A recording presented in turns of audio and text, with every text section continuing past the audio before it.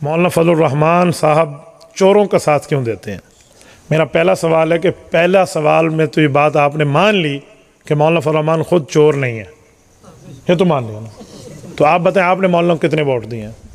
चलो चोरों को साथ भी तो जवाब में देता हूँ। जब आप मान गए हैं कि मौलाना फजलुर रहमान ख़ुद चोर नहीं है, क्योंकि या तो आप कहते चोर है, चोर तो किसी का बाप ही उसको साबित नहीं कर सकता ना। जब आप मान गए वो चोर नहीं है, तो फिर आपने मीडिया में कितने हक पे मौलाना फजलुर रहमान की पोस्ट की है, कितना मौलाना की कैंपेन चलाई है, कितना उसका साथ दिया? पहले ये तो बताओ। उसका तो आपने कुछ भी नहीं किया, बोलने पे आप तकड़े हुए बैठे हैं।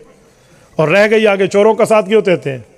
जिनका साथ मौलाना ने दिया है ना, तुम्हारे नज़दीक अगर वो चोर हैं तो अदालत से उनको चोर डिक्लेयर करार दे दो।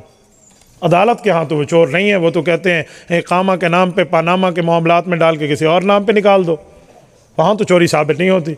और जिसकी चोरी साबित हुई है वो कैदी नंबर 804 है। ठीक है, तो आप अपना काम करो, ठीक है। अलामत मौलाना